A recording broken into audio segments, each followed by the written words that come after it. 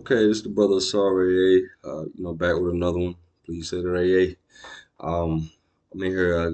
This is the second video that I was talking about. This one goes into language and symbols. This one I'm gonna be reading a little bit to kind of draw my context and everything from. But let's kind of get into this, right? Okay, symbols as language, right?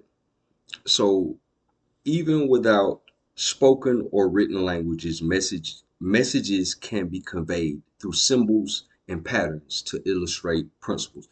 So remember, still in the material from True Master, still dealing with the idea of symbols, patterns, and principles. Now, if this is your first video, you might want to go back and look at some of the previous material or whatever case may be. It's a video about semantic entropy. It's a video about True Master as a perspective. It's a video about the various exercises that are in True Master. This one is going to really tie into semantic entropy and everything like that, and kind of dealing with the symbols again. Okay, so I'm gonna go into this right here, this Gerald Massey, uh, Natural Genesis, Volume One. Yeah, I'm real big on Gerald Massey. As y'all can probably see, I got enough Gerald Massey over there on my bookshelf to choke a horse. You understand? So we're gonna be getting into this, and we're also gonna get into a little something. Let me see here. Gonna get into this. Mudras, the sacred secret. We're gonna get into that a little bit. You know what I'm saying? I'm not gonna go crazy and read whole books to y'all, but at the end of the day, some of the points that we're gonna make are gonna come out of those two books right there. So just kind of preface that. Okay, so in previous videos we had a conversation in regards to symbolic alphabets versus phonetic scripts, right? We were talking about how with symbolic alphabet, you're forced to have a context that comes with the alphabet. Each character has a particular context and it's derived from the ecosystem of the environment and everything like that. When we get into phonetic scripts, we have the unique ability to objectify things and take them out of their natural context. So what am I talking about? So let's get into this. All right. So I'm going to be reading out of Gerald Massey's Natural Genesis. And I'm going to kind of skip around a little bit, but we'll go into this. Okay. The idea of Debrosis that these fetishes are anything which people like to select for adoration: a tree, a mountain, the ocean, a piece of wood, the tail of a lion, a pebble, a shell, fish, plant, flower, cow, goat, elephant, or anything else. So what he's talking about is um, the things that we do in this day and time. We just do it because it looks cool or because for ceremonial purposes or whatever case may be. It shows the mind of these people, the mind of ancient people, and why they did the things that they did. They didn't just do things for ornamental purposes like how we do. We're gonna keep going. Okay, is entire okay.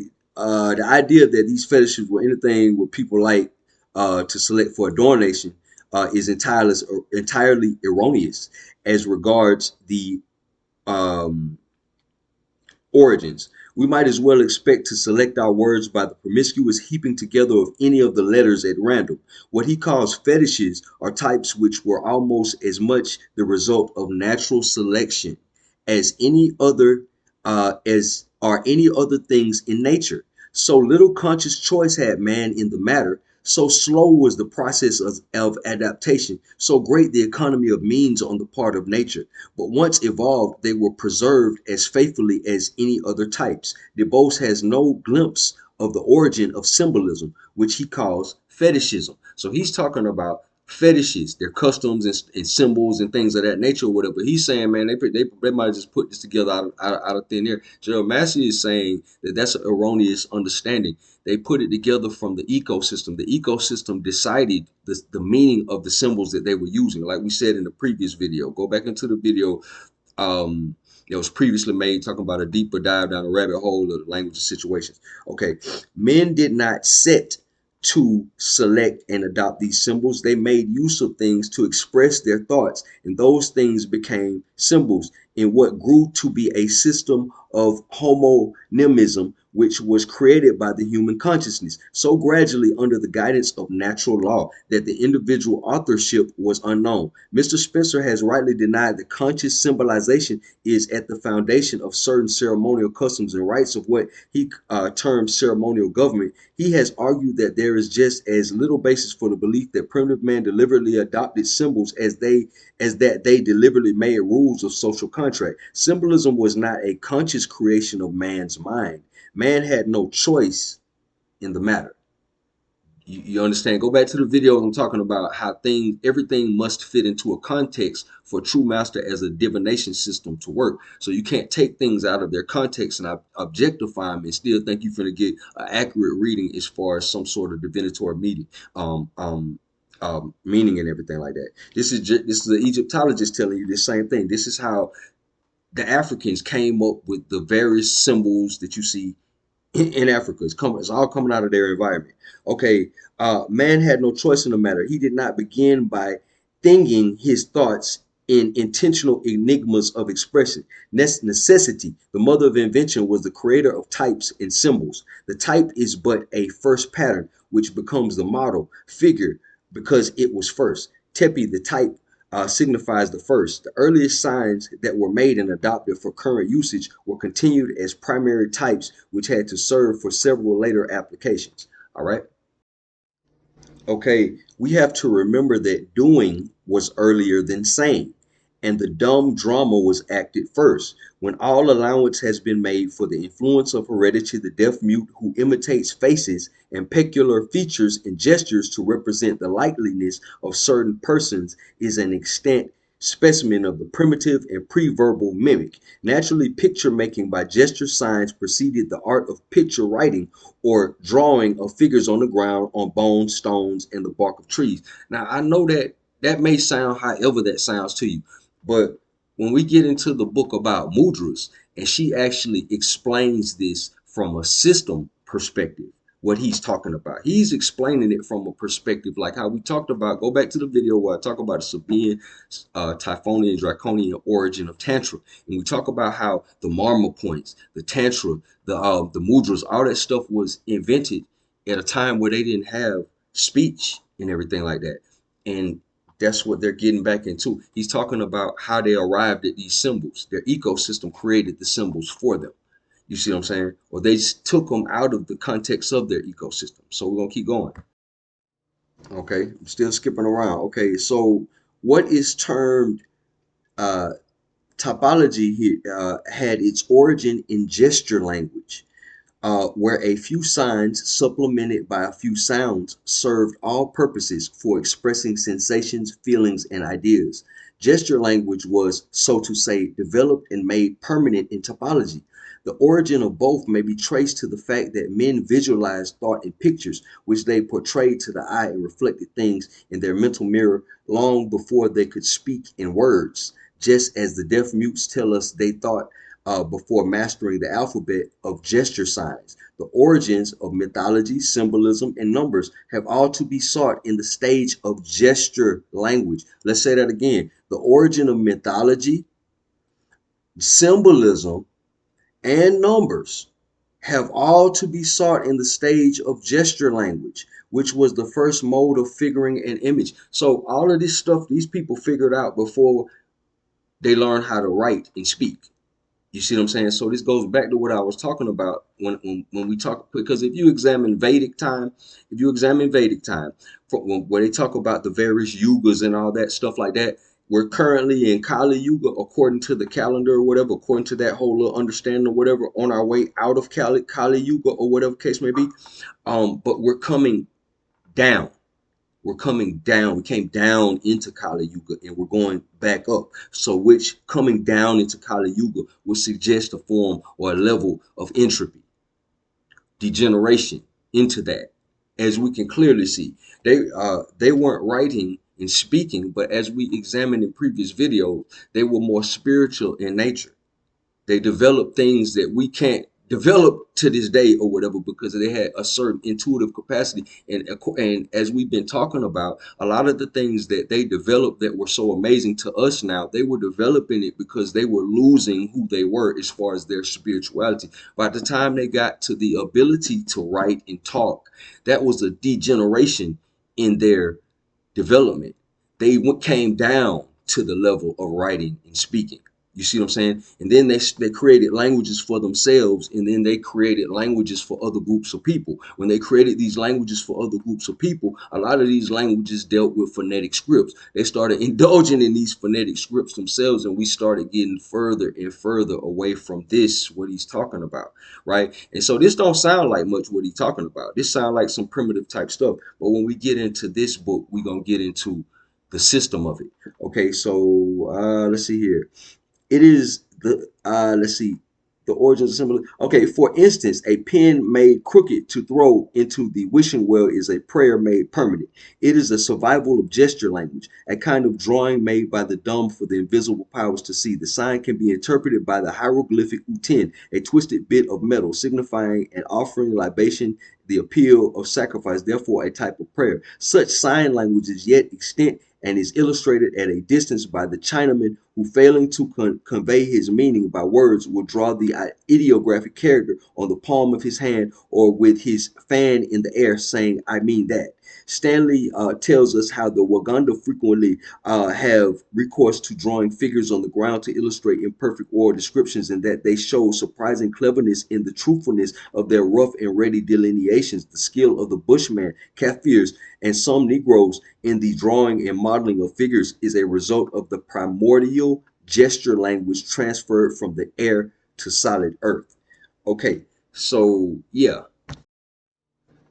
Okay, so now we're gonna get into this other piece of literature I was telling you all about. Okay, this book right here, Mudras, the Sacred Secret by Indu Arara. Now this book is kind of fly right here, man.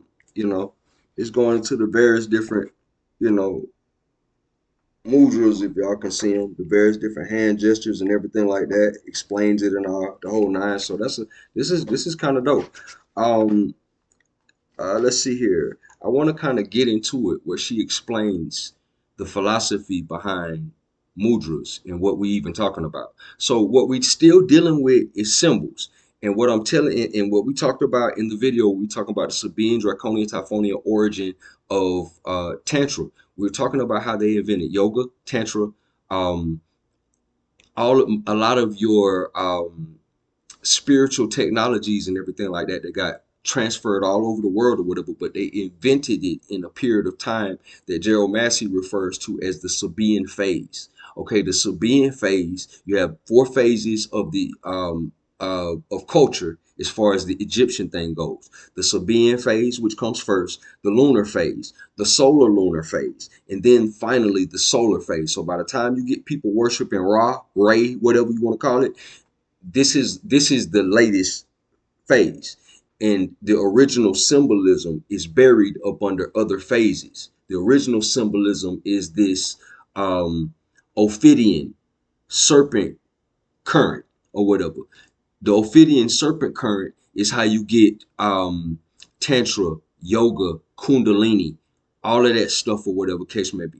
They attribute it to the Nagas or serpent wisdom in India or what have you, but that's what you're dealing with or whatever case may be. And this is the period of time that we're talking about. Conservatively, we're talking about 20,000 BC. Realistically, who knows? This could go back hundreds of thousands of years, or this period of time or whatever. We really don't know. But it's a period of time in which people were able to speak and deal without language. I think people start speaking like 50,000 years ago or something like that. So we're in a period of time, a phase like that. So that's what Gerald Massey was just describing in there. So let's get into this. Mudra, the sacred science, the sacred secret, excuse me. Okay, so this is going to be chapter 4 in our book. This is going to be the philosophy of mudra. So I'm going to read like from page 28 to 30. Yeah, I mean, okay, so let's get into this.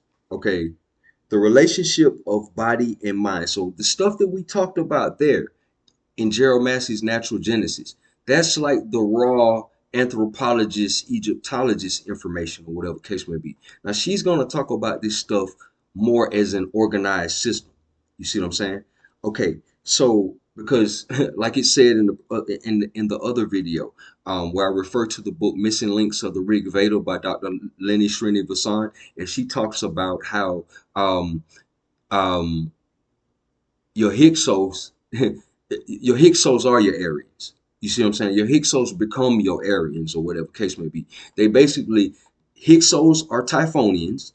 Typhonians are Sabaeans or Cushites, right? So yeah, your Aryans are black people. Go back, if we go into Gerald Massey, he'll tell you the Aryans, the word Ari comes from um, the word Aryan, it comes from the word Ari, which deals with companions of the Big Dipper star, which deals with the Ophidian current, because the Big Dipper is the dragon that they're talking about, the serpent in the sky, whatever the case may be. So they were dealing with the Ophidian current, and that's where they get all this wonderful stuff, the Tantra, the yoga, and all this stuff like that. When there's a lost city called Zois, Xois. You see what I'm saying? This city was destroyed, and this is the capital in the center of the delta, presumably where the Hyksos actually come from. What we call the Hyksos actually come from. When you get into your latter dynasties, your intermediate period and stuff like that, they get driven out across the desert because those were the people who ruled the Levant or controlled the Levant anyway, as it pertains to Egypt is concerned. These are also the variation of Egyptians that a lot of your Greeks had something to do with. When they went over across the Levant, they went into India, and these became what commonly referred to as your Aryans and stuff like that. And that's a whole other conversation. And I got videos on that too. So we won't bog down this one with that, but I was just kind of trying to put that context in place. Um, Again, when we talking about like India and stuff like that, think about this Ophidian current, which originates in Africa. So South Indians, which are Dravidians, they deal with an Ophidian current. Shiva has a snake around his neck and everything like that. The Shiva worship is indigenous. Well, however it may go, I'll say indigenous to southern India and everything like that. So obviously they're a group of Ophidians that went to India at a latter day time during this Sabaean period of time, or whatever case may be. Whereas the first dynasty of the Bharat, as it pertains to your Aryans and all that or whatever, that's the Ishvaku dynasty, also known as the Solar dynasty. So they left Egypt during the solar phase. So you can, if you pay attention to these various phases, you can see who did what when. So long story short, but let's back into this. Okay, so this is the fourth chapter out of her book, Philosophy of the Mudra. The relationship of body and mind is indeed a mysterious one. Very little is understood. Even today, modern psychologists often refer to it as the mind-body problem. However, the Vedic traditions have explored the mysterious connection since millennia as part of their quest for inner purity, peace, and bliss. To rise above the perpetual suffering of this world, the Vedic traditions seek to purify the mind from its impurities. The mental impurities, chitta mala, include hatred, anger, pride, greed, envy, ignorance, and selfish lust, etc. They are considered impurities because they are at the root of all suffering, and also because they are obstacles to the experience of inner bliss when they render the mind extrovert by constantly distinguishing and agitating it. After purification, the mind becomes introverted and peaceful. An introverted and peaceful mind has the potential to know and to understand itself, and also to experience its deeper blissful nature, the self, the Atman. So she's finna get into the point. Okay, on the way to this voyage into the inner world, it becomes evident to the Vedic mystics that, like the mind and its function, influence the body in everything it does, ranging from simple acts such as raising our hands to the most complex interpersonal or social behaviors. Similarly, the body and its actions can also influence the mind and its function by casting long-lasting effects upon it. They discovered the secret. The mind can not only be affected from within, but also from without. Even though as a conscious, willful observer, I have direct internal control over my mind, which is evident from the fact that I can willfully direct my mentations. Nevertheless, there are situations when I fail to control the mind directly from within. For example, there is no way I can instruct from within the mind to become completely peaceful. In such cases, reaching the mind through its two external layers is more effective. These two layers are the breath and the physical body. The breath, because the breath is the bridge between the conscious and the subconscious mind. Okay, in a sense, approaching the mind from without is even more effective than approaching the mind from within, because while we can only control from within the part of the mind of which we are conscious, which is not more than the tip of the actual iceberg that the mind is, affecting it from outside allows us to control and alter even some of the unconscious part of the mind. Success is affecting some of the unconscious mind means that we can also control and alter some physical processes or behaviors over which we have otherwise no conscious control. Okay, so some sort of way externally, by doing something externally, we can affect the mind on the inside, even at deeper levels than the conscious level and stuff like that, right? In this journey of approaching the mental through the physical, asana, yoga posture, is the very first step. With an ardent practice of asanas, awareness starts to expand into parts of the body of which we otherwise remain unaware. After awareness is allowed to spread throughout the body up to the very tip of the toe, the spreading of awareness is taken a step further. Awareness of breathing through pranayama. Breathing is a natural process of which we generally remain unaware. Becoming aware of breathing was found to be so effective in purifying the mind that the practice of pranayama is often compared to a furnace that burns away all impurities of a mental ore. This is because the breath control has a calming effect on the mind, and most of the impurities are products of a restless and agitated mind. After purification, the mind becomes ready for meditation. Okay, we get to the point. We get to the mudras. Okay, but how to acquire constant awareness of a mystical thought during meditation without allowing any other thought to intervene? Indeed, not an easy task, because like a monkey, the mind is accustomed to jump from one thought to another incessantly. Can we solve this problem also through a physical approach? Yes.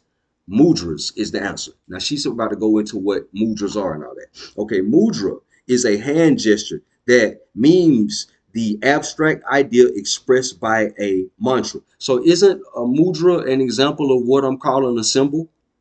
Anything that you give your attention to, or something that you can make, or whatever case may be. Okay, you see what I'm saying? Something that conveys some sort of message all in one neat little package. Okay, uh, let's see here. Mudra is a hand gesture that mimes the abstract idea expressed by a mantra, mystical verse, or sentence from the Vedas or other mystical texts, such as Om, etc. The hand gesture has the capability to make the meditator aware of all esoteric ideas explicitly stated or symbolized by the mantra. So you got a mantra, which is the verbal aspect, but then Gerald Massey just tell us that the gesture precedes the verbal thing. So we getting into a realm that's very spiritual, highly spiritual, maybe even more spiritual than some of the tones and frequencies that we speak, or whatever case may be. But it's not involving speech. Let's get into this. Okay, so to hand gesture has the capability to make the meditator aware. Okay, of all esoteric ideas, especially stated symbolized by the mantra. It is well known that during meditation, a mantra is very helpful in focusing the mind upon mystical thought. However, a mudra allows a meditator to further sharpen the focus of his single pointed awareness by allowing him to drop away the words of the mantra and only retain the abstract idea expressed by those words. For example, during meditation of Aha Brahma Asi, I am Brahman, omniscient consciousness, a gesture known as Jnana Mudra allows the meditator to transcend the words and yet retain the idea of his oneness with the omnipresent within his conscious awareness. Jnana Mudra presents the same idea of oneness through depicting a circle, which symbolizes a zero or emptiness, formed by joining the index finger with the thumb, which symbolizes the union of the individual with the omniscient. See, again, context. It's a symbol, but it has a context that it exists in. Okay, in this case, the index finger denotes the individual, the meditator who has transcended the three gunas, natures, constituent qualities, denoted by the rest of the fingers, and the thumb denotes the omniscient absolute. The detailed explanation might sound complex, but its essence, the universal oneness and transcendence from the world of emotions and plurality, is extremely simple. This simple quintessence is retained and reinforced in the mind during the entire session through the help of the gesture. Indeed, such gestures are a wonderful means of intra and interpersonal communication in the realm of mysticism, which transcends the mental limitations of created words. So, what does that say? So, created words, there's a limitation. There's a mental limitation to words. Don't that sound kind of like what we were talking about before? Like the idea that when they developed speech and writing, they were coming down. They didn't need to speak and write or whatever case may be. Now it's termed here in the sense of like gestures or whatever case may be, but it's getting back into kind of what Jeremiah Massey was talking about. And when they invented everything, they couldn't write and they couldn't speak. Don't that sound backwards to how people would tell us? They told us we were extra primitive or speaking writing on cave wall and stuff. Okay, this simple quintessence is retained, reinforcing the mind during the entire session through the help of the gesture. Indeed, some such gestures are a wonderful means of intra and interpersonal communication in the realm of mysticism, which transcend the mental limitations created by words. Therefore, according to the Siddha Tantras, um, Siddha is an adept the specifically Dravidian, South Indian, Tamil, Dalit. I'm trying to cover all the bases. You know what I'm saying? The word mudra itself denotes the nameless Anakia, supreme Shakti power. In short, mudra is a mantra with no words or even letters. So basically, what she's telling you is that what Gerald Massey told you is expression without words, nonverbal expression precedes language. You see what I'm saying? On various levels and everything like that. So if we just take that at face value or whatever case may be, a mudra would precede a mantra, right? Okay. Okay. I'm gonna skip around a little bit. Okay. The sacred science of mudras, like the body, the subtle body has its own nervous system or channels conveying prana in prana. When they talk about prana, if you want to be scientific in the mind, they're talk that it could also be likened to the electricity in the body or the electricity in the atmosphere, like we're breathing in electricity as well. So if you're more left brain on that, um in yogic tradition, these channels are called nadis. Mudras help in clearing some of these channels of impurity of psychic emotional origin. Mudras attract cosmic energy into the microcosm. They arouse the subtle body's latent energy into awakened activity. All the dormant and passive nerve cells of the brain are awakened and stimulated into action. Mudras bring efficacy in the functioning of organs and organ systems of the physical body. They energize these energies that a mudra awakens manifest as a magnetic and electrical force depending on their form.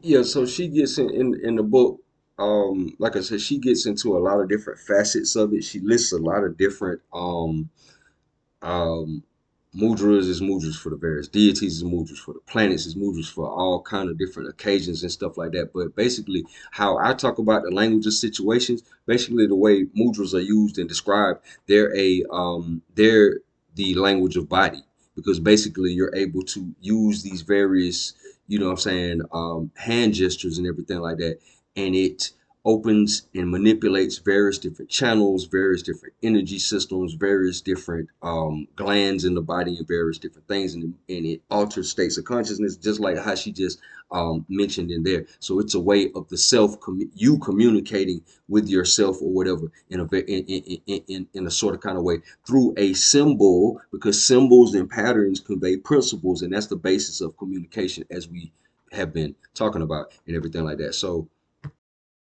and she goes a little bit further in the book. She talks about traditional Indian dance, and how mudras are not just hand gestures. Mudras are facial expressions. Mudras tie into dance and everything like that. If you go into Gerald Massey, excuse me, the Book of the Beginnings or somewhere Natural Genesis, where he talks about tribal dances and stuff like that, how they conveyed things, they conveyed messages through tribal dances. Again, that's a pattern, symbols and stuff like that to convey principle, or to convey a meaning via principles and everything like that.